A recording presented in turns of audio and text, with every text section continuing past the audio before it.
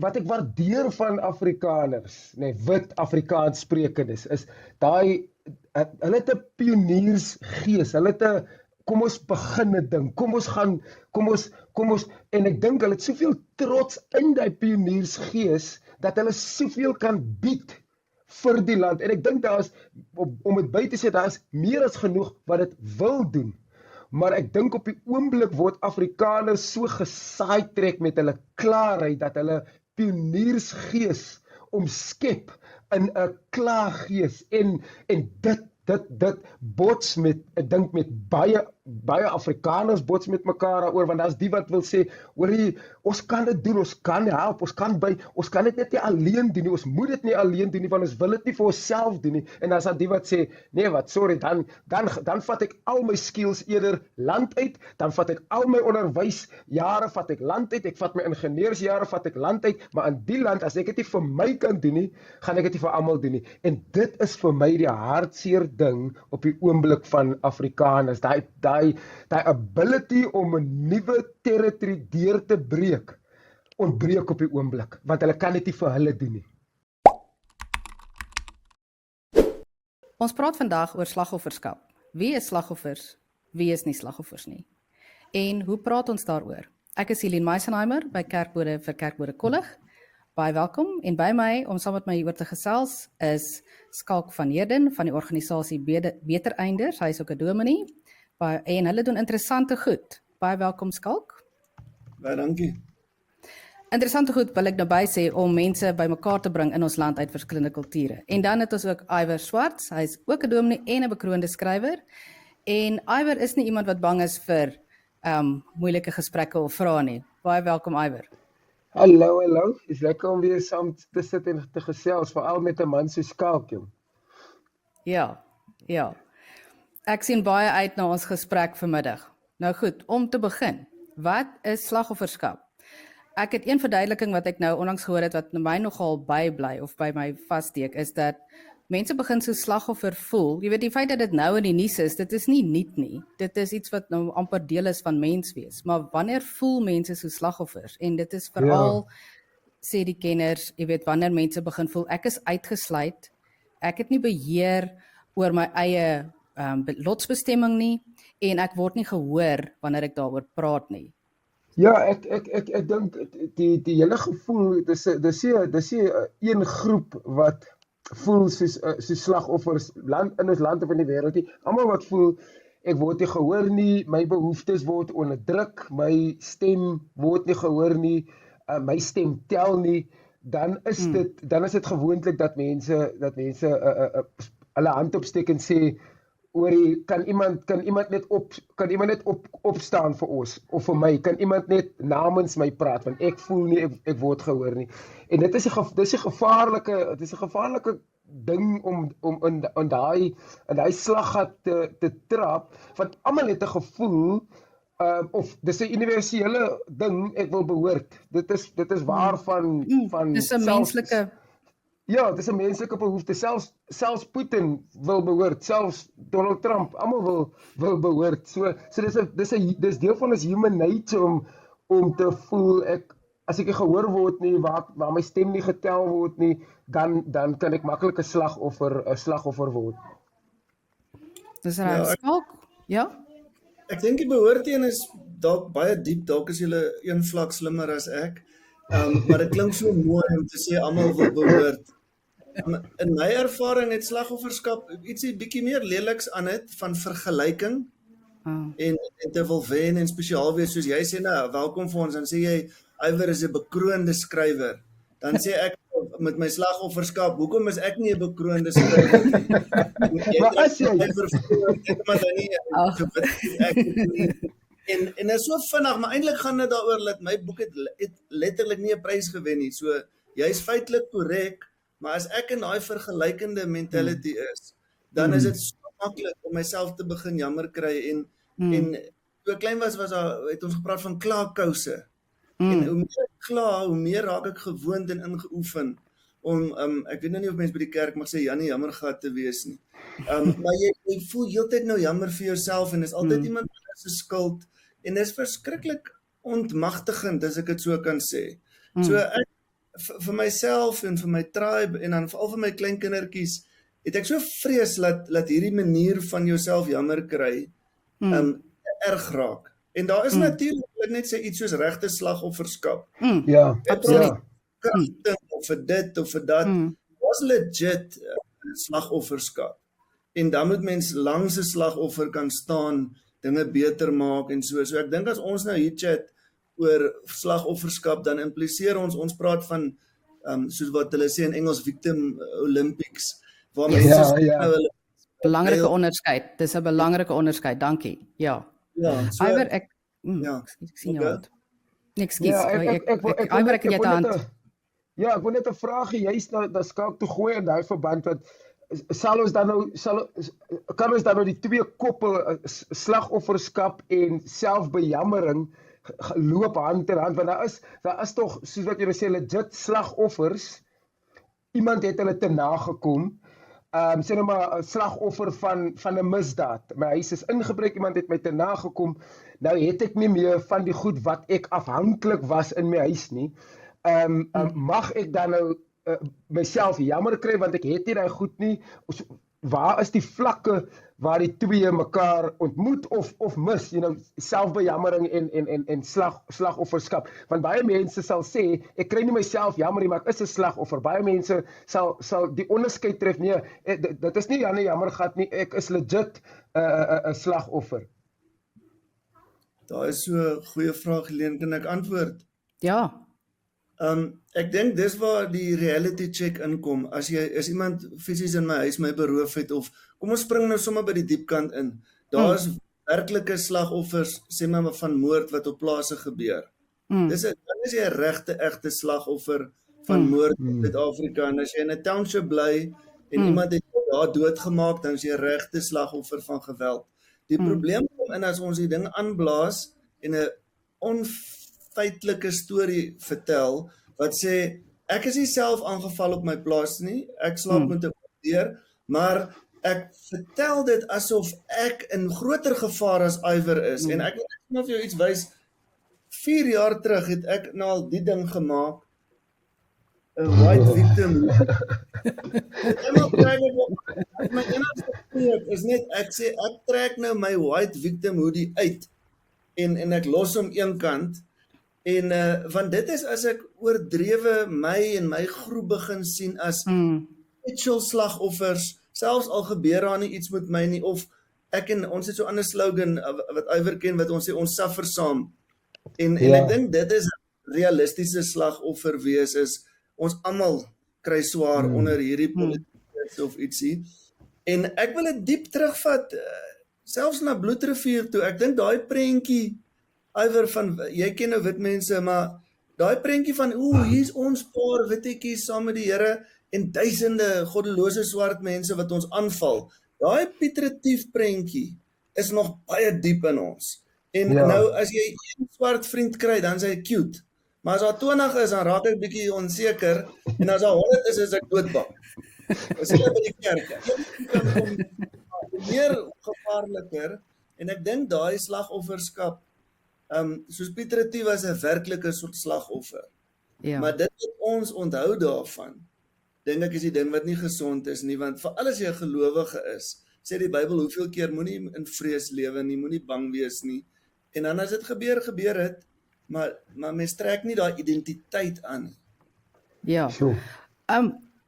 Ons het nou 'n klomp goed gesê, en ek wil graag dat ons 'n bietjie later nog meer by die geloof goed uitkom. Julle is albei dominees, so ek wil baie graag daarby sterker uitkom, maar ek wil bietjie vas staan by Skalk, jy het nou geraak aan ons verlede, by die Bloedrivier, ons Afrikaners, ons het gedink toe die Britte aan bewind kom in die Kaap, ons het gedink hulle onderdruk ons verskriklik erg, eintlik wou ons nie van ons slawe ontslaa raak nie, party van ons, en toe trek ons weg en ons vorm ons eie republieke, maar toe kry hulle goud en diamante daar, en toe volgende is die Anglo-Boereoorlog daar, en wat die Britte gedoen het in die boererepublieke dit was verskriklik. So, dis reg om dit te erken, maar toe ons aan bewind kom, toe word ons die onderdrukkers.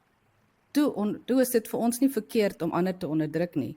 En ek wil graag hê jy moet daarop reageer, maar Iwer, ek wil jy moet ook so lank dan dink, selfs jy het moeilik groot geword, jy skryf dit in jou boek in die gaatjie, die wat die onderdrukking beleef het in apartheid, toe kom die ANC in bewind, is die manier hoe hulle toe nou regstelling probeer toepas het, was dit, ja, dit was seker ook, dit is ook nie sonder blaam nie, en Phumlazi en Glozi, verskeie kommentators lewer eerlik kritiek daaroor en sê nee, dit het ook nie reg gebeur nie. So ek het nou 'n klomp goed gesê, ek gaan julle nou aan die woord stel. Skalk, jou hand was eerste op. Moet nou net soos 'n victim voel omdat ek eers praat oor. Glad nie. Ja, ek dink dis sommer op 'n akademiese vlak. Paulo Freire uit Suid-Amerika, dink ek het bekend geraak. Hy het gesê the oppressed becomes the oppressor. So daar's definitief daai siklus wat die ding wil omdraai.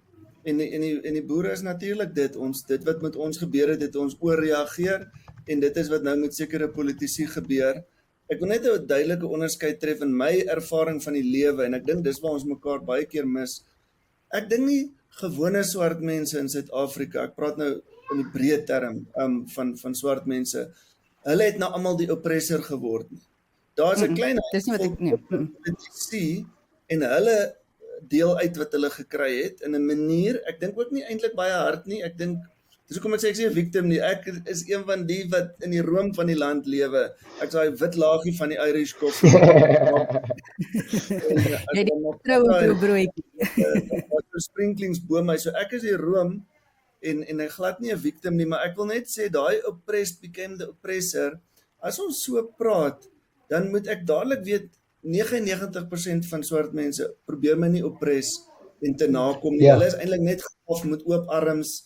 So selfs as ons daai narratief van die regering oor praat, moet ons dit nie de mekaar maak van hoe is die gewone Suid-Afrikaners met Hoor wat jy sê.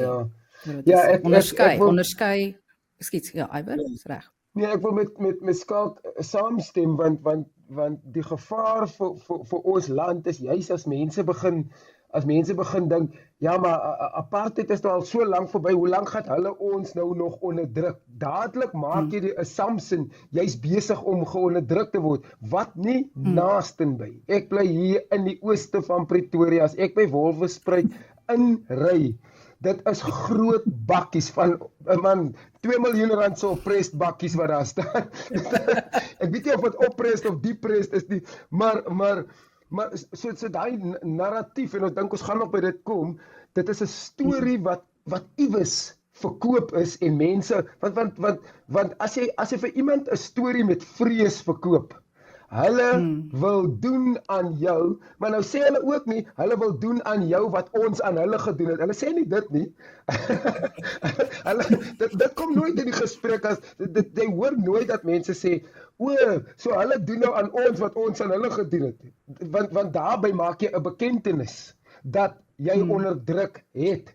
So as ons net eers daaroor kan eerlik wees, ek het onderdruk en ja, wat nou gebeur, voel vir my dis nie reg nie.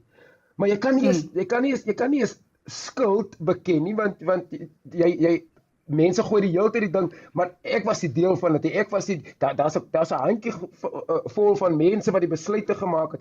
Dieselfde gebeur vandag. Daar's 'n handjie vol mense wat die besluite maak, maar jy word nie onderdruk nie. Daar's geen manier dat jy kan dink, jy word onderdruk, jy word te nagekom. Die hele ding oor regstellende aksie, ek sê altyd, veral met die sport, sê ek, daar was 'n window waar die stelsel moes getransformeer het.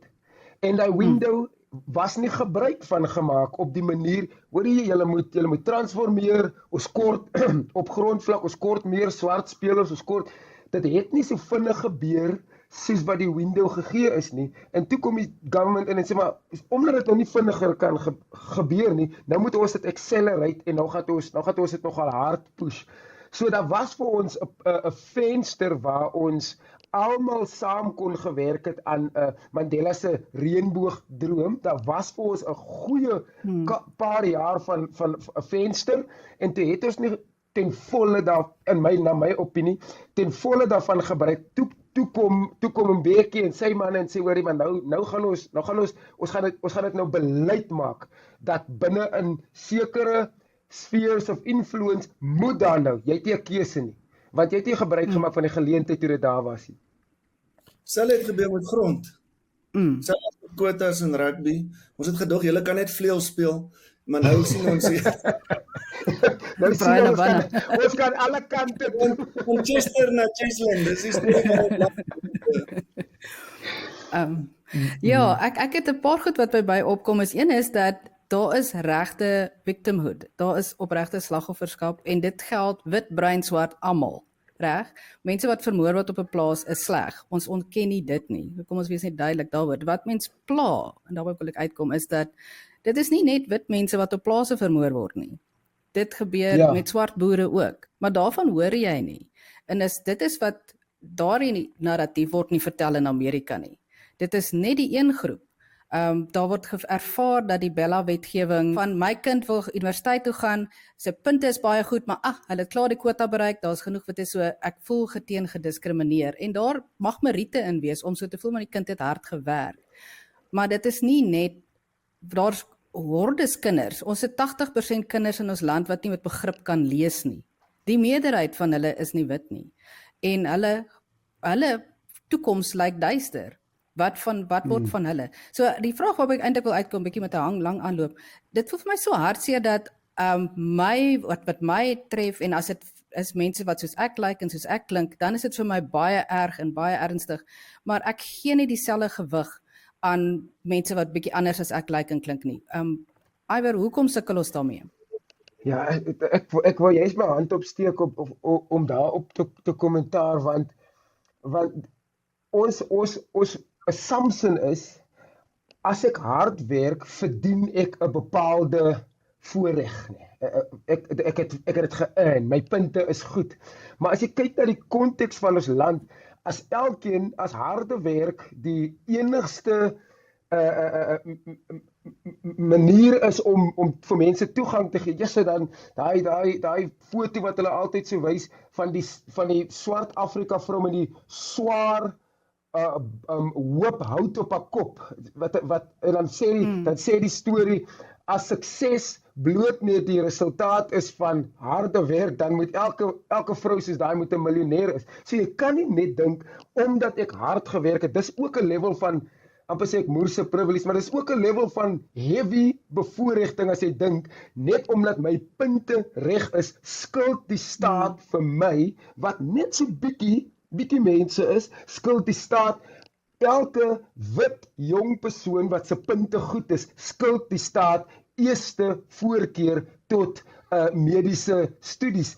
Die skaal gaan homself nooit op daai manier balanseer nie. Dit gaan net nie wees nie. Wat van die ouetjie wat ook goed doen, maar hy's in 'n Limpopo skool, hy stap baie ver om by die skool te kom. Hy kan nie sy registrasies aanlyn doen nie. Jou ouers kan gou in die bakkie klim, jou by Affies gaan haal en gou UP toe oor kan die pad net stap en jy kan gaan aansoek doen. So jy het 'n world of privilege wat jy dink, my harde werk koop vir my nog privilege. Dit werk nie so nie. Iewers moet ons sê, hoe nie hou jou terug nie, maar hoe lig ons die op? En ek dink dis wat vir baie mense 'n vashakplek is. Hulle dink ek word om die mense op te lig, word ek terughou. Jy word nie terughou nie. Hier's baie mense wat net so bietjie moet opgelig word. Daar's geleenthede, maar ons kan nie almal van julle oplig nie, want hier is miljoene swart, bruin, Indiër mense wat net so bietjie moet gelig word. Dis dalk 'n goeie vraag, Iwer, om vir iemand heel aan die begin te vra, glo jy ons moet regmaak vir dit wat ons verkeerd gedoen het? Ek praat nie van jammer sê en emosionele goed nie. Net soos moet ons die land fix, en dis waar ek nou weer moorde by die ding wil inbring. 'n veilige land is 'n gesonde land. En as ons vra hoe maak ons land gesond, dan moet ons die laagste 30% uit daai gemors uitoplig. En wanneer kan iemand 'n spesiale aandag kry, hulpbronne, tyd, geld, geleenthede om daai ding reg te maak, dan impliseer ek iemand anders gaan bietjie minder daar kry, want ons probeer nou regmaak. En dan voel ek nie jammer vir myself nie. Ek weet hierdie is 'n tydelike ding om balans te kry, sodat my kinders en kinders langtermyn veilig kan wees en met oop deure kan slaap in Suid-Afrika.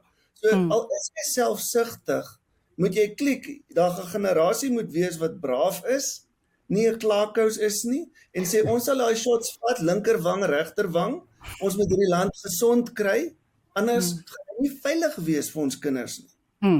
So om net praatjies te maak op die TV en oor see, dit gaan nie ons land veilig maak nie, dit gaan nie maak dat die kinders welkom voel in die land nie. So niemand moet maak, jy weet, of mens is nie besorg oor veiligheid. As jy praat van hoe help ons arm swart mense om op te staan nie. Dis juist vir veiligheid. Ja, as ek nou by jou kan aansluit, ek net uit my eie ervaring net gou praat, in COVID-tyd het ek gesien, ek bly in 'n deel van Parow wat aan die verkeerde kant van die spoor is. En ek het gesien, die kinders in die meer bevoorregte skole, hulle ouers het data. Hulle kon van hulle onderwysers WhatsApps kry. Hulle kon byhou met hulle skoolwerk. Dit het nie gegeld vir die kinders in my omgewing nie. Hulle ouers het nie geld nie. Daar is nie data nie en hulle het agtergeraak. En ek net dit was vir my so konkreet die verskil wat bevoorregting maak. Jy is net klaar bietjie verder in die resies as die ander een. En dit is wat ons in die land moet regstel en begin verstaan. Ons gaan almal veiliger slaap. Ons kan nie rustig slaap in ons bedjies as 80% van ons kinders nie met begrip kan leef in graad 3 nie. Want dan kan hulle nie vorentoe gaan nie. En dan kan hulle nie, as hulle verlaat hulle die skool en dan kan hulle nie werk nie en dan word hulle misdadiger. Of dan is die kans vir misdaad net soveel groter. Ja. Dis juist wat ek wou sê, Helen. Daai ou gesegde, the child who gets rejected by the village will eventually burn the village down just to feel its warmth. Dit is wat aan enige kant van die samelewing, dit is wat ons dan sien gebeur as mense voel, ek word nie gehoor nie, ek word die hele tyd uitgesluit, daar's nie vir my plek by die tafel nie, nou gaan ek my stem dik maak, nou gaan ek die stem harder sing, nou gaan ek gaan aanklop by in Amerika vir stemme, hoe ook al, maar selfs aan die onderkant, daai laaste 30%, die armstes van die armes, wat sê, niemand worry oor my nie, lyk nie die government worry oor my nie, lyk nie die ryk mense, lyk nie wit mense, niemand worry oor my, wat gaan ek nou doen? Ek gaan nou roof en plunder en afbreek en seermaak, want as niemand oor my worry nie, hoekom moet ek oor? So as is daai laagstes van die laas kan bietjie oplig en hulle begin voel, hoorie, dis my land, hier's vir my plek, ek kan iets bydra, want daar's 'n mutual give and take wat dan gebeur. Maar ek daai gesegde bly by my vassit, want as ons kyk met ons land se vaderloosheid statistieke, hulle sê amper 68% van alle tieners, van alle jong mense onder die ouderdom van 18 tans in ons land word sonder 'n pa groot. Nou weet ons daai syfers word ook so 'n bietjie gedokter, want mamas gee net die kinders die pappa se details op nie, want dan kan hulle SASSA geld kry, maar die pa is daar of wat ook al. Maar dit bly 'n scary en statistiek, en ek sê dis 'n tikkende tydbom. Dis 'n tikkende tydbom, want sit gou 'n hele generasie van jong seuns in 'n samelewing waar hulle nie guidance het nie, waar hulle nie mentorskap het nie, waar hulle nie geleenthede het nie, waar hulle nie gehoor word nie. Laat daai generasie los in die land se strate, en jy het anarchy. En dis besig om te broei onder die oppervlak, want ons sien die rykes en die bevoorregtes, hulle bou net nog gated communities, hulle sit net hoër fense, niemand wil hulle tafels groter maak nie. Iewers gaan daar 'n madman op die scene kom wat sê, maar kan ons nie net verwoesting saai nie, want niemand hoor ons nie. Ek wil daarby sê, Iver, ek het in Mosambiek gebly vir lank, en as ons kyk wat het nou onlangs daar gebeur, is die armste land in die wêreld. Arm mens se stem is 'n vuurhoutjie. En dis nie om enige bang te praat nie, but that's your voice. Jy maak dit so, en dan jy stem. En dit kan daar gebeur, kan hier gebeur. So vir selfbehoud moet jy slim wees en dink ek en my tribe kan nie wegkruip nie. Ons moet die totaliteit van Suid-Afrika fix saam met almal. Johan Erasmus sê altyd ons antwoorde lê nie in die wit huis of in 'n wit huis nie. Ons moet uit ons huis kom en huis antwoorde. En ek hou daarvan.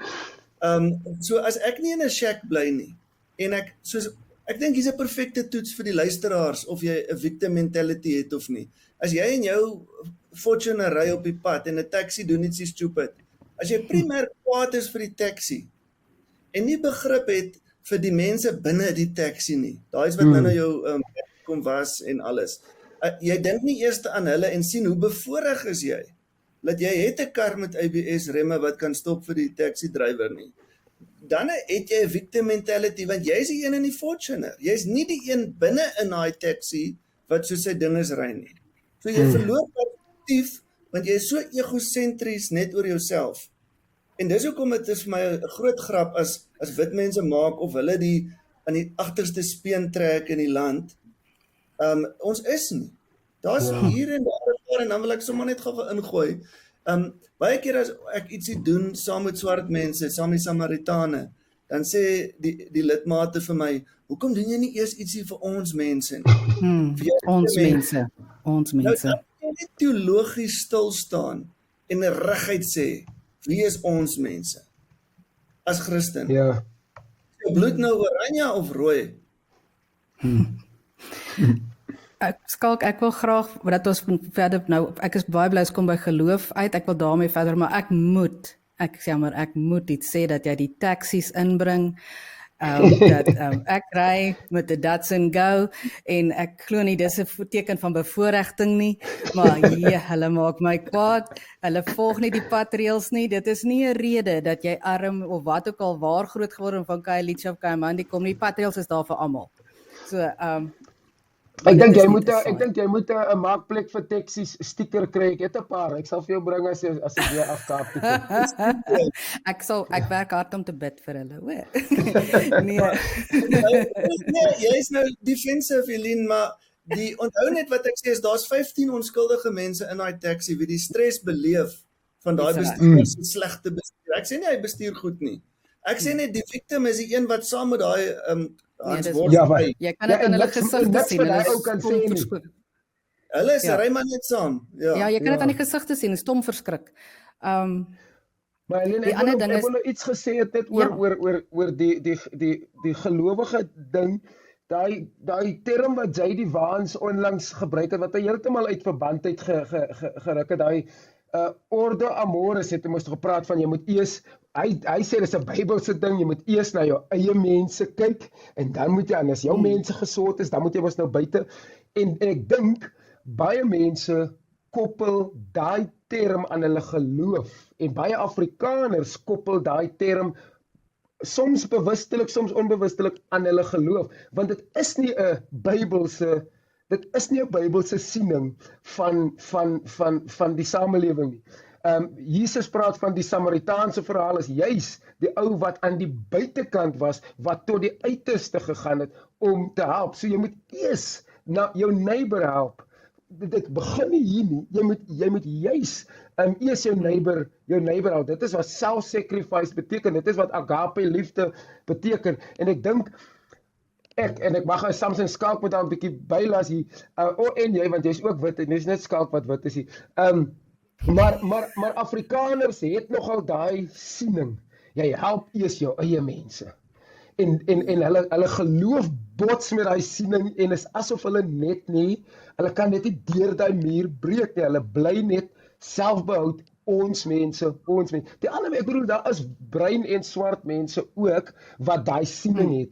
Maar as jy kyk hoe meer oophand, hoe meer as 'n wit persoon byvoorbeeld hulle voet stamp. Wat sê die swart persoon? Sorry. So, dit is nie as hy wat sy voet stamp nie. Hy sê dadelik sorry. Ja, so ek wil net dit gesê. Ja, nee, ek dink daar's twee goed nou wat ons nou hier in die lig hou. Die een is moet soort soek soort, half jy help die mense wie jou naaste wat soos 'n naaste voel. Die Ou Testament sal sê jou volksgenote. En dan kom Jesus en hy draai dit om en hy sê, want dit was in die Ou Testament, dink ek, jou naaste was jou volksgenote. En dis hoekom Jesus dan as prins kom sê, dis nie jou mede-Israeliet nie. Jou verste word jou naaste. Ja. Dan moet jy eerlik wees, is jy into Ordo Amoris van J.D. Vance, of is jy into Jesus Christ wat sê, my verste word my naaste, ek maak jou daar aan die ander kant, maak ek my naaste. En dit is eintlik as jy nie regtig van swart mense hou nie. Ek dink Afrikaners sal altyd sê we love Africa, maar dan wat hulle nie sal bysit nie is we don't really like Africans. Ja. Ja. Jy sien of iemand hou, jy toets maar net wie braai saam jou. Ja. Ja, kom ons praat oor daai braai. So dit wil vir my klink dan net, dit gaan ook oor waar lê jou identiteit eerste. Is dit by dat ek is gelowige of is dit dat ek is wit en Afrikaans en 'n gelowige? Waar kom die Bybel in die rugby en die kerk in? Ja, so ek net daarby sê, daar's die groot een, ons almal sal sê God en ons is eerste in ons familie. En dan is die groot stryery, dink ek, nie stryery nie, want niemand praat daaroor nie, maar my tribe, die Afrikaners wat wit is. Deesdae moet jy mos sê Afrikaans sprekendes, laat Iwer op. Ja, asseblief. Ja, ons is Afrikaner broer hier. Wat ek dink prakties, wat klomp keer maak dat ons mekaar nie verstaan nie. Party mense na God en familie sit ek is eerste dan 'n Afrikaner en miskien 'n Suid-Afrikaner. Afhangend van hoe kwaad ek vir Julius en Cyril is. Waar iemand soos ek sê ek is eerstens 'n gelowige en my vrou en kinders is hulle is regtig in my sorg, maar dan is ek 'n Suid-Afrikaner voordat ek 'n Afrikaner is. Want die hele geskiedenis van ons land wys vir ons hoe lyk dit as ons eerste sê ek's Afrikaner en dan Suid-Afrika is nou 'n tweede issue. Dis hoekom ek nie hou van die idee van 'n volksstaat nie. So sien ek myself as 'n landsburger wat vir almal veg. Die hele land se mense is my mense. Die hele land se mense is my mense. Ek's 'n Suid-Afrikaner. Ek het die landsvlag, ek het nie 'n oranje vlag nie. En ek dink daar moet ons lekker met mekaar praat. En ek voel ek kan 'n great Afrikaner wees binne die konteks van Suid-Afrika, gemeng tussen almal happy, dan sal hulle die eerstes wees wat my gun om 'n Afrikaner te wees. Maar ek kan nie daai op wil sit van my Afrikaners ten koste van iemand anders se pedieskap en hierdie moedertaalonderrig. Ons glo so in moedertaalonderrig solank dit Afrikaans is, want waar is nou al pedi-crashes gebou en Tswana Universiteit opgesit weens ons passie vir moedertaal. Dis maar net 'n eufemisme vir Afrikaans. Ja. Ja. Iwer, jou hand was op daar. Nee, ek wou bygevoeg het om te sê dat wanneer wat ek waardeer van Afrikaners, behalwe die Afrikaners, ek het so 'n prentjie gemaak wat ek vir Skalk gestuur het, Afrikaners is plesierig, maar ek moet dit vir jou ook dalk stuur, dan kan jy dit gebruik, maar wat ek waardeer van Afrikaners, wit Afrikaans sprekendes, is daai, hulle het 'n pioniersgees, hulle het 'n, kom ons begin 'n ding, kom ons, en ek dink hulle het soveel trots in daai pioniersgees, dat hulle soveel kan bied vir die land, en ek dink daar is, om dit by te sê, daar is meer as genoeg wat dit wil doen, maar ek dink op die oomblik word Afrikaners so gesaaitrek met hulle klaarheid, dat hulle pioniersgees omskep in 'n klaargees, en dit bots met, ek dink met baie Afrikaners bots met mekaar daaroor, want daar's die wat wil sê, hoorie, ons kan dit doen, ons kan help, ons kan dit net nie alleen doen nie, ons moet dit nie alleen doen nie, want ons wil dit nie vir onsself doen nie, en daar's die wat sê, nee wat, sorry, dan vat ek al my skills eerder land uit, dan vat ek al my onderwysjare, vat ek land uit, ek vat my ingenieursjare, vat ek land uit, maar in die land, as ek dit nie vir my kan doen nie, gaan ek dit nie vir almal doen nie, en dit is vir my die hartseer ding op die oomblik van Afrikaners, daai ability om 'n nuwe territory deur te breek, ontbreek op die oomblik, want hulle kan dit nie vir hulle doen nie. Ek hou so daarvan, die swart baas, ons kort eintlik net 'n goeie swart baas, Iwer, want imagine Malema en Ramaphosa het net in plek van om te sê kill the boer en allerlei nonsens, imagine hulle sê net, boertjies, we love you, please fix the country. Ja. Wat hartstikke werk en dinge gaan fix. En ons kort net daai uitnodiging, dat ons net eers bietjie geliefd voel.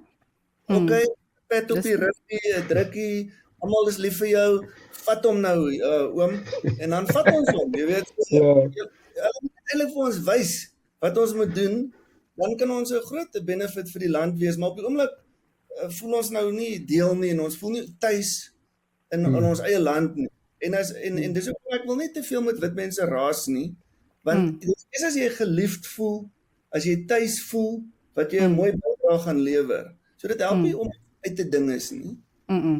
Dit gaan niemand activate nie. So ek wees lief vir die ergste rasis, geef hom 'n drukkie, geef hom 'n choppie, ietsie met ys, en dan môre dan ons die land en dan sal jy sien wat gebeur. Ja. Maar dit moet te begin. Ek wil net 'n throwaway thought ingooi. As mens kla en jouself as 'n slagoffer sien te veel, dan verloor jy een van die groot Christelike geskenke en dit is dankbaarheid. Om elke dag jou seëninge te tel. Ons het seker liedjies wat ons sing. Ons moet daai dankbaarheid uitleef. Ek moet na my voorregte kyk voordat ek op my regte aandring. Mense sê altyd ons veg vir minderheidsregte. Nee man, fokus uit dankbaarheid op jou voorregte. Dan gaan jy sommer beter voel in die land. En dinge gaan lekkerder wees vir my en my kinders. So ek dink as Christene moet ons mekaar herinner om werklik nie net vasgevang te wees in die politiek van die dag nie, maar om Jesus in hierdie realiteit in te bring. Sulke laaste paar gedagtes, ons het 'n klomp goed gesê, dit is 'n komplekse onderwerp, ons is in 'n komplekse, wonderlike land, maar dit is kompleks. Ons Afrikaners is bekend daarvoor dat ons dwarstrekkerig is en ons stem ook nie met mekaar almal saam nie. Ons is beslis ook nie almal in daai bootjie wat nou in die refugee bootjie wil klim nie. En ons baklei lekker met mekaar daaroor ook onderling, maar dit is baie lekker om nou met julle hieroor te praat en dit net 'n bietjie mens gedagtes hoor en help jou eie gedagtes vorm oor wat jy sien en wat jy beleef en hoor wat ander daaroor sê. En dan ook as gelowige, nê, en dat ons het ook die Bybel en ek is nou geen teoloog nie, maar daar's baie verwysings in die Ou Testament wat sê kyk na die vreemdeling in jou stadspoorte, korrek? Die Here se hart, ek gesê onthou dat julle vreemdelinge was in Egipte, dat julle slawe was. Onthou julle slagofferskap. En behandel die wat in jou poort is, onthou dit. En dit help vir my om te onthou dat want mense raak bekommerd, ek meen ons grense word nie goed genoeg gepolisieer nie en hier kom baie in en hier is nie werk nie en hoe kyk ons nou na mekaar? Ons regering kyk nie eers na die armes wat hulle klaar het nie. So daar's baie om op te los, maar dan kan jy besluit of jy slagoffer is en of jy inspring. As ek nou by julle reg hoor en is soos en doen wat jy kan van jou kant af om te help, sê hey, ek is hier, hoe kan ek help? Ja, as 'n mens net dink dat wat die Here vir daai groep Israeliete gesê het daar in ballingskap, hoor jy, bly hier, jy is nou in ballingskap, jy gaan vir 70 jaar nog hier wees, so kry kinders, bewerk die land, sorg dat die land 'n sukses is as gevolg van jou nou. Mense moet baie versigtig wees om dit te koppel aan die Afrikaner, want hy voel klaar, hy is God se uitverkorene. So mense is baie versigtig om dit te koppel, maar as jy as 'n gelowige kyk na daai teks en jy voel ek word onderdruk, ek voel ek is in ballingskap in die land wat nie myne is nie, dan is daar vir jou 'n mooi uitnodiging. Bevorder die belange van die land waarna toe jy dan nou in ballingskap is. As jy dan nou voel jy is 'n gevangene hier, bevorder, kry kinders, maak hulle groot, gaan studeer, bou universiteite, doen goed, plant, doen goed. Maar ons wil net Jeremia 29 vers 11 wil ons vat, maar die res wil ons nie vat nie. So daai is my laaste gedagte. Dis baie lekker. Ek sal ook nou soos 'n tipiese predikant wees met 'n Bybelversie eindig. Ons almal kan kla oor die mense wat net 30% kry in die regering en die dit en die polisie en alles. Dis om weg te kom van slagofferskap af, sê die Bybel so mooi vir ons, haal eers die balk uit jou eie oog uit. Baie keer dink mense, ek is 'n slegte Afrikaner want ek mou net met my eie tribe, ek is nie hard genoeg op die korrupsie en die misdaad nie. Ek doen nie korrupsie nie en misdaad nie, so dis nie waarop ek fokus nie. Ek fokus op die balk uit my eie oog. En ek moet spotless wees vir my mede-Suid-Afrikaners, sodat hulle van my en my kinders hou. Hulle moet sê, ons soek Skalk Senior en Skalk Junior hier, hulle is vir ons 'n blessing, ons love hulle is welkom hier, Afrikaans, wit en al. So ek moet vir my eie deur skoon vee, my balk uit my eie oog haal. dis my roeping en hulle moet aan hulle kant weer doen en hulle doen, maar ek dink daai is baie belangrik om nie op die ander span se foute te fokus nie, maar om voor jou eie deur skoon te vee en dit begin by my as persoon hoe ek die vrug van die gees uitleef as hy taxi voor my inry, gee ek net gou weer daai gift vir jou nie. Dankie Skalk, en nou weet ek wanneer ek nou huis toe ry van hier af, dan gaan daar 'n taxi voor my inry en dan voordat ek kwaad word sal ek sê, wag, ek onthou wat Dominee Skalk gesê het. So. Ag julle, dit was 'n baie lekker gesprek en ek hoop ons kan binnekort weer nog sulke gesprekke en nog mense innooi, dat ons mekaar kan hoor. Baie Ja, dankie.